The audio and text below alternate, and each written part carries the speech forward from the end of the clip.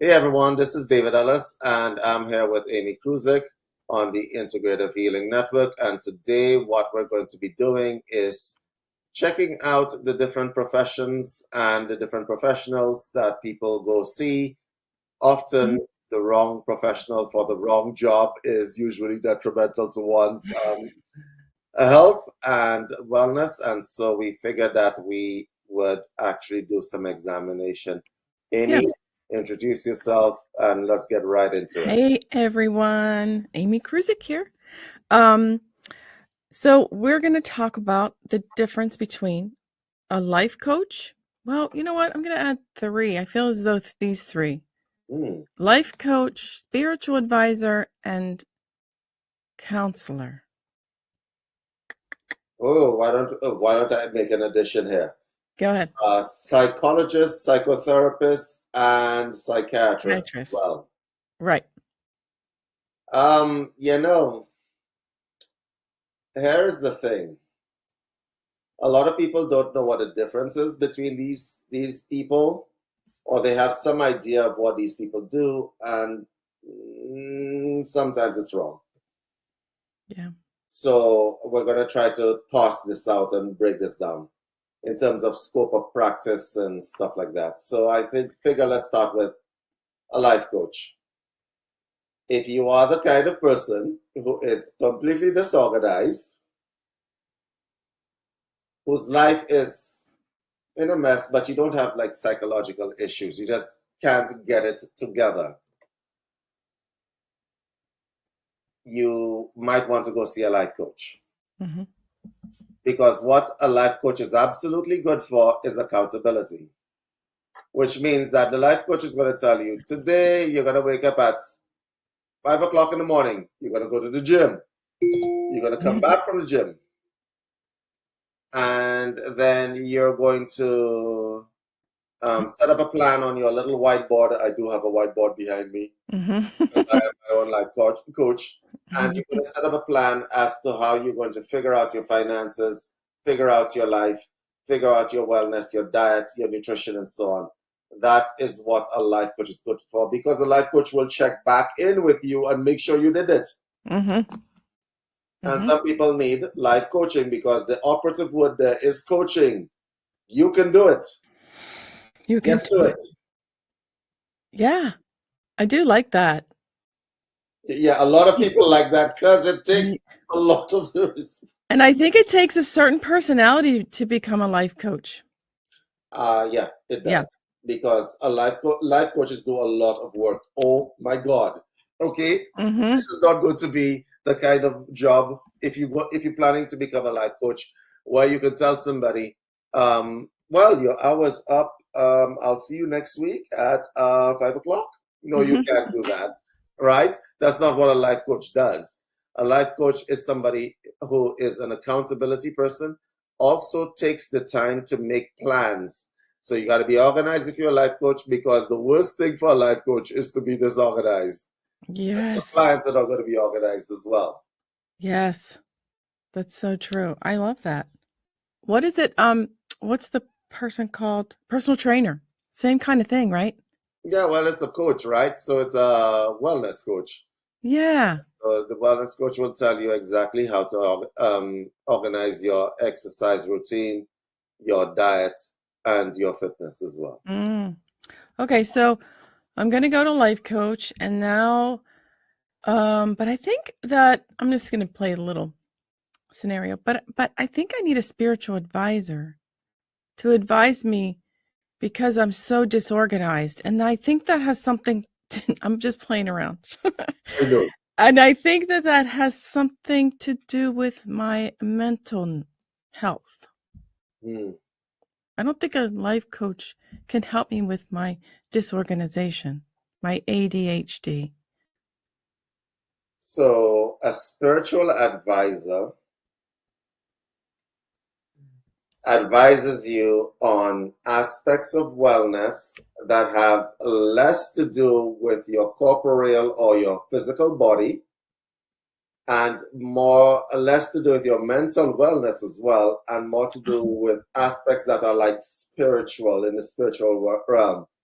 So, as an example, a spiritual advisor can tell you that probably the relationship that you're in is not your soulmate, as an example. All right. A spiritual advisor can tell you that some of the choices that you're making will not align well. Notice the words that I'm using, align well with your life's purpose. Okay. Let's say you believe in reincarnation and you have certain gifts to offer the world, such as, I don't know, painting. Mm-hmm.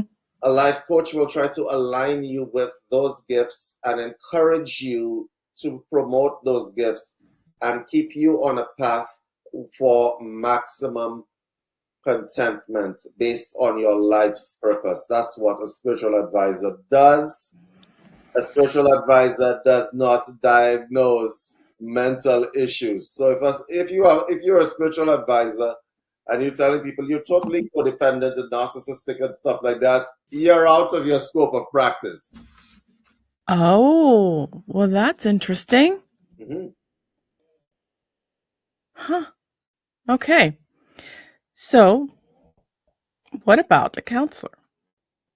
Okay, so that's a broad term, and all these people that we just mentioned are counselors to some degree.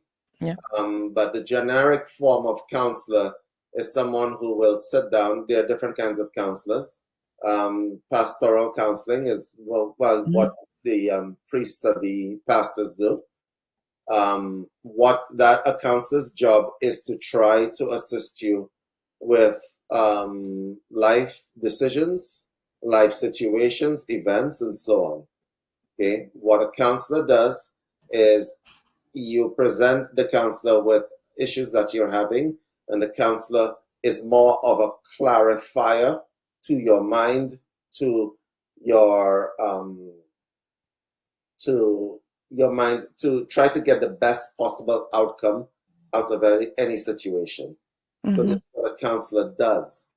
What a counselor does not do is diagnose mental illness based on DSM-4 and DSM-5 manuals. Okay, so that's what basically a counselor is there to do, to give you the best possible client outcome in any given situation.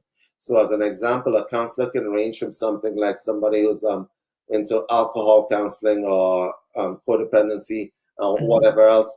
The point is to get that person's life, if it's you want to use the illustration of a train, back on the tracks. Yeah.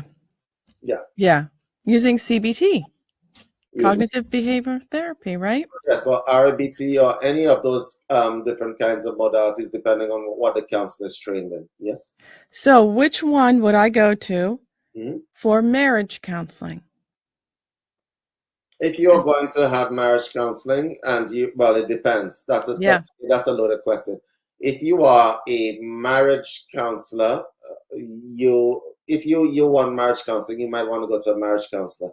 And typically, it's the pastoral counselors that do that. Yeah.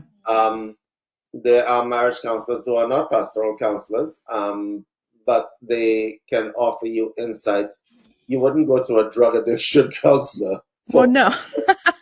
Right? And you would not go to I would hope that you would not go to a psychiatrist. If you need to go to a psychiatrist for marriage counseling, then it's not going to work out, right? But wait, what if your partner is into drug addiction? If your partner is into drug addiction, and your partner needs to go to a drug addiction counselor, right? But both of y'all need to go to a marriage counselor. So there's two separate ones then, huh? You would have to. I would think that a drug addiction counselor is not qualified, and neither is he experienced or she experienced to do marriage counseling. But people get that all twisted. They think that one size fits all. Yeah. You might want to go to a general counselor in that case, like somebody who does not specialize to do that thing, but to deal with both of the issues if you want to go to one person. But what you don't do is go to somebody with drug addiction counseling on the wall, on their certificate or whatever the case is, and expect marriage counseling to work out very well. No, I agree. I agree with that one. Yeah. So what about Psychotherapist, psychologist, and psychiatrist. Okay, so these terms, I'm going to throw in another one, hypnotherapist. Okay, Mm-hmm. a hypnotherapist is someone who's trained in hypnotherapy, and that is an intervention that is used when, well, specifically, you want to get rid of a deep-seated issue very, very quickly, and you don't have enough time to spend 12 years in someone's office trying to figure it out. Right. Okay. The psychologist is someone who specializes in something called the talking cure. So you come and you talk it out, and the psychologist has different tools that they may employ to assist you with getting to a particular conclusion or a resolution for your issues. Okay? So a psychologist can diagnose you with some basic issues, like a psychologist can tell you definitely that you are being narcissistic. Mm. They can tell you that you're in a codependent relationship, etc. Very, very easily. Based on, they can also initiate based on testing. They can initiate tests like the Rorschach test, for instance. They can do a number of things that are useful to analyze your mental state and your predispositions, etc. What is talking cure? What is talking cure? It means that you come into my office and you sit down and you talk about it. You just talk, and they make notes, and they don't make notes. They also help you it's a resolution, right? And if you're going to see a psychologist, don't think that your issue is going to be resolved in one visit. yeah, Prepare for the long haul. Okay? yeah. A psychotherapist is somewhere in between the hypnotherapist and the psychologist, because a psychotherapist will utilize interventions such as CBT, REBT. I'm going to take out the acronyms. CBT is cognitive behavioral therapy. REBT is rational emotive behavioral therapy. They would use probably psychotherapy as well. Psychotherapy with the talking cure as well. They will also utilize stuff like hypnotherapy as well. All right. Neuro-linguistic programming, they utilize interventions to assist individuals because it's actually kind of like a surgery type of thing as opposed to a talking cure. Okay? Got it. Okay. And then there's the psychiatrist. Yeah. Okay. A psychiatrist deals with mental disorders. So if you have psychosis, you go see a psychiatrist.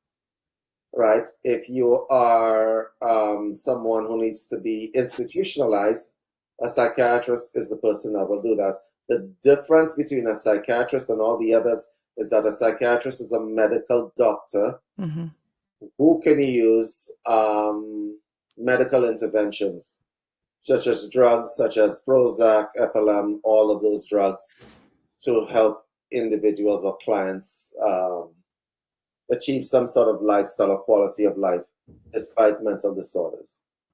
Okay? Do psychiatrists need a psychologist to tell them that this person actually needs more help than I can give them? Don't they work together? In terms of referral, yeah, theoretically, well, no, not necessarily. I'll tell you why. Because the cases that come into a psychiatrist is not the kind of case that would come into a psychiatrist is not the kind of case that would be something that would happen inside a psychiatrist or a psychotherapist office. Well, I just wondered because you don't know if you have something going on until you do talk to someone. And so the psychiatrist would then be able to help you with balancing your brain with medication. Okay, yeah, there is that. I think a lot of people who are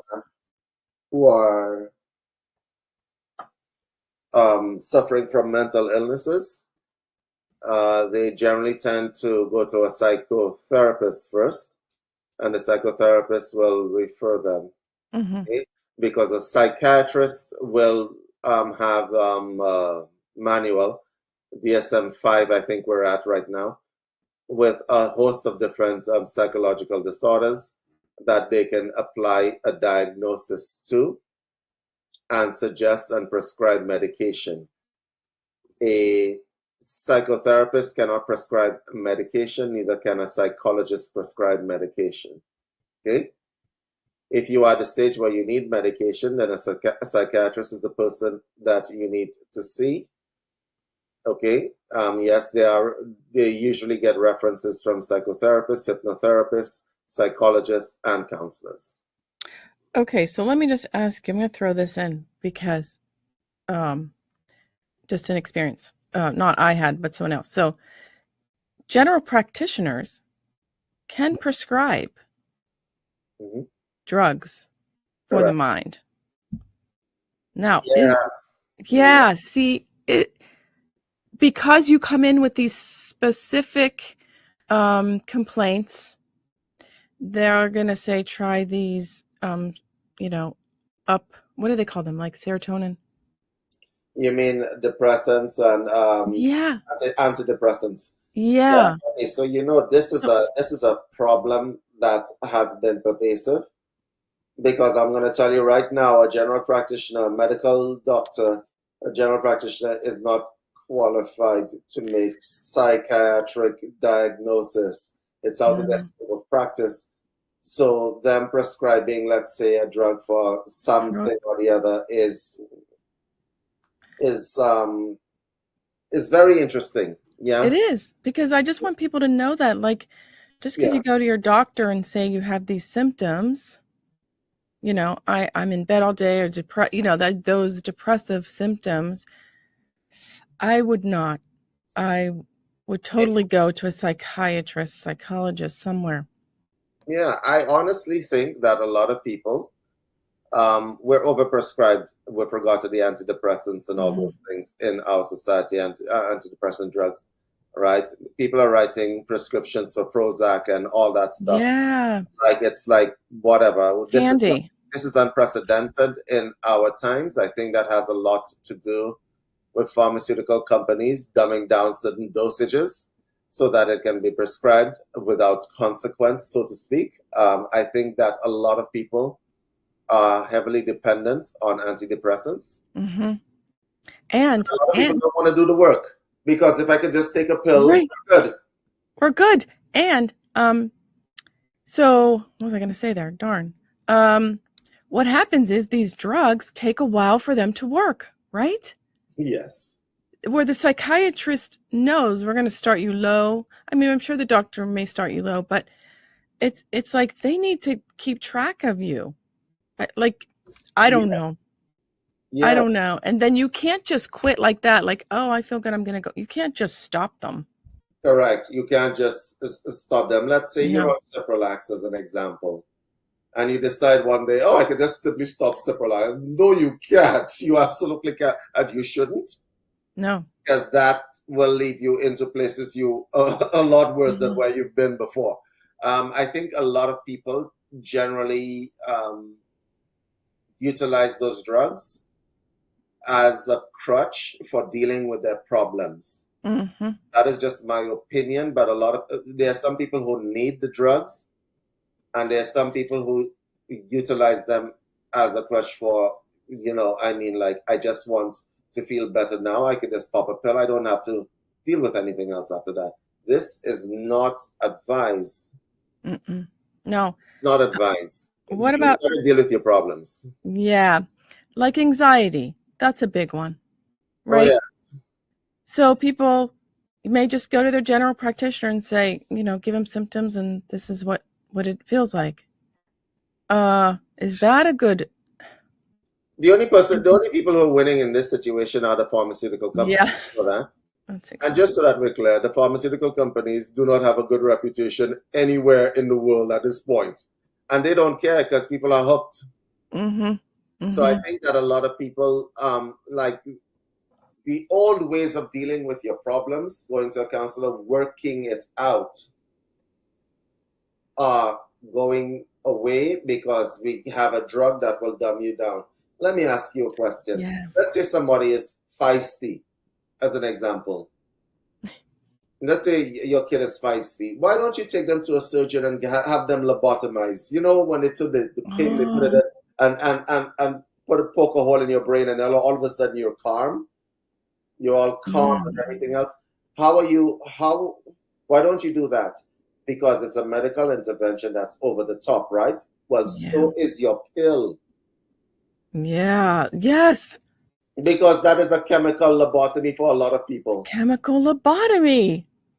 For a lot of people, that pill is a chemical lobotomy, and a lot of people generally tend to not understand that when it is that you're taking pills to alleviate your symptoms or whatever else, and you go back to the doctor, and the doctor says, "Oh, these are not working anymore. Let me give you a stronger dose." That not good. How is it No. different?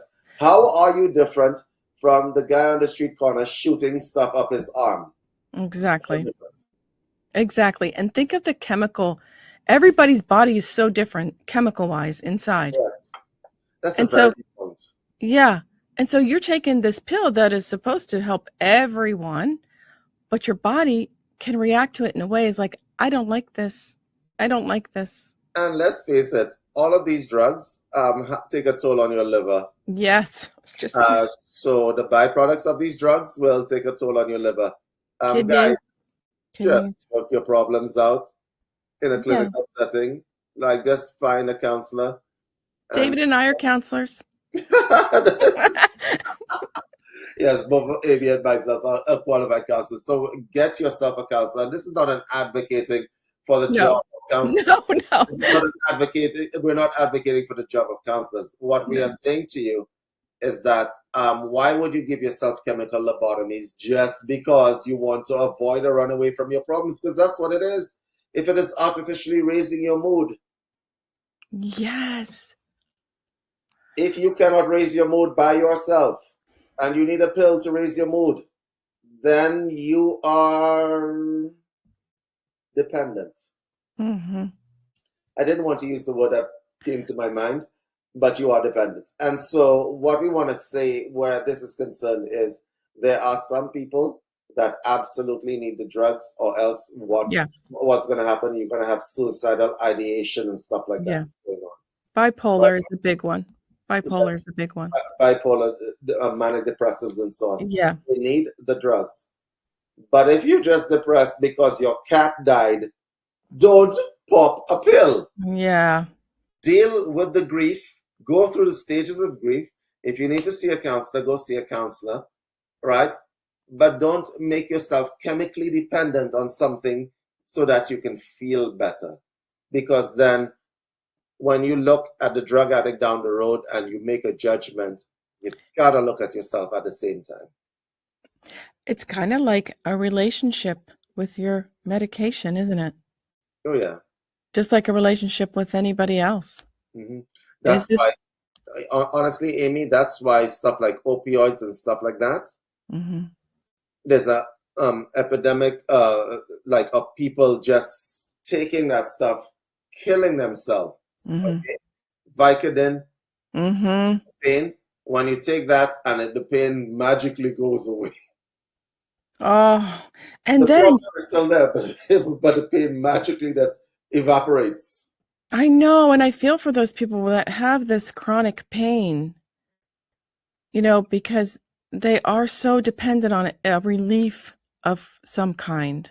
If you have chronic pain that is affecting your quality of life over a period of time where there is no possibility of fixing it, then you would go low dose first Mm-hmm. as opposed to high dose. So the doctors are trying to cut back on the pain medication because they realize that the opioid crisis is growing. And so they've developed something, they have the unintended consequences is that now there's a black market. And whether Mm-hmm. there's a black market or a legitimate market, the pharmaceutical company will benefit tremendously because you got to buy it from them. Mm-hmm. Mm-hmm. Because there are very few labs in the US and Canada and all over the world that are equipped to create those drugs, right? Safely. Okay. Mm. So you want to talk about marijuana because it's legal where I am. You know, when they legalized marijuana in Canada, everybody was like, this is such a good thing. It's not like alcohol. It's something wonderful. It's a magical plant. It is a magical plant, absolutely. Okay. If you're popping gummies every day, not so much. No. The only magic that's happening is your life is disappearing like poof. Okay. Yeah. You're So, going out of your own reality, right? You're escaping. correct. You're escaping. Escaping. Escaping. How Yeah. many? Honestly, Amy, like we have seen, because Amy and I have been in different communities. We have seen people using ayahuasca as an example, as psychotherapy. Mhm. Okay. Let's say you've had 40 years of a messed up life. Taking ayahuasca is a bad idea. Why? Because what that plant does, it gives you about, what, 20 years of psychotherapy in one night. Do you think your mind can handle that? No, not in one night. Every trauma, every last part of your life which was dysfunctional becomes Come to the surface, yeah? correct. Yeah, do you want to deal with that? Wow. Wow. I honestly think that a lot of people generally decide that they're going to go down the route of having ayahuasca, right? Anything that deals with your trauma that brings it up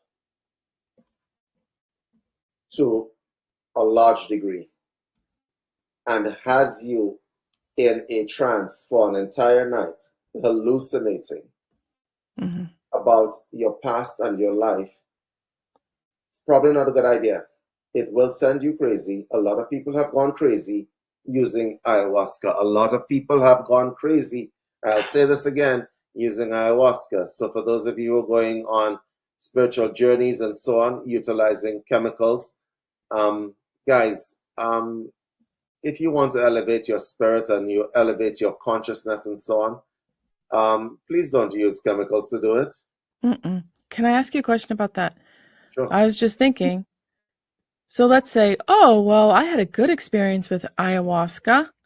Um, do the effects stay in your body? How long do the effects stay in your body? Like 6 months down the road, 2 years? Do we even know that science behind it? Do we know the science behind it? The science behind ayahuasca? Yeah. No, we don't. No, we don't know the science But behind it. we do know that it makes you high as hell Yeah. and makes you face your problems and everything that you're trying to run away from, like in a line, just waiting to jump all over you because Yeah. you opened the door, right? So if you think about ayahuasca, if you think about your programs and all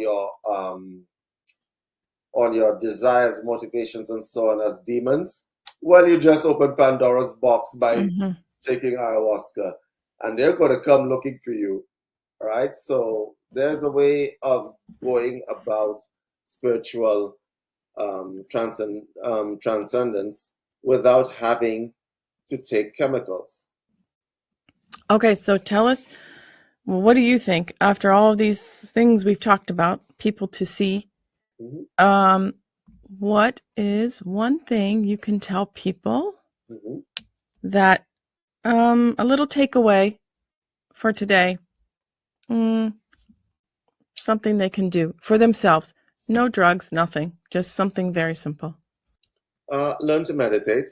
That's number one, because then you become your own psychotherapist, counselor, and shrink, or whatever you want to call Hmm. yourself, right?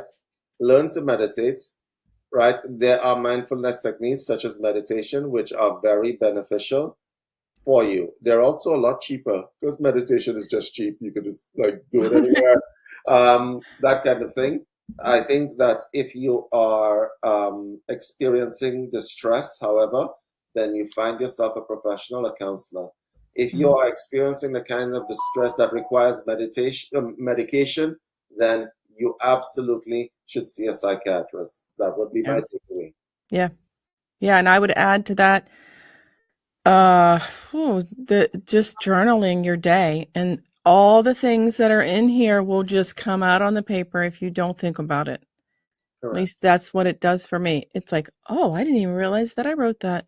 Wow, I'm going to look into that, because that obviously is a belief system of mine or a pattern that I do that upsets somebody, or, that. And also just having someone you can talk to that you trust, if you're really going through a hard time, know that one person that you can dial 911 for. Correct. Well, Amy, Yeah. honestly I think that a lot of people are wondering in terms of how would you get a hold of a counselor, like Amy as an example. Tell these people to get a hold of you. Yes. Okay, you can reach me at pinkmoonlodgepodcast@gmail.com. And you could join our community. David and I have a UCM community at community.universalcitizentv.com. So come join us there. And you guys can find me at info@unifiedhealthsystems.com, where you can schedule DNA screening testing. It doesn't matter if you're an international client. I can send you test kits, and you guys can get an analysis of what your predispositions are, etc. Right? Thank you guys for watching, and we'll see you in the next one. Thank you. Bye.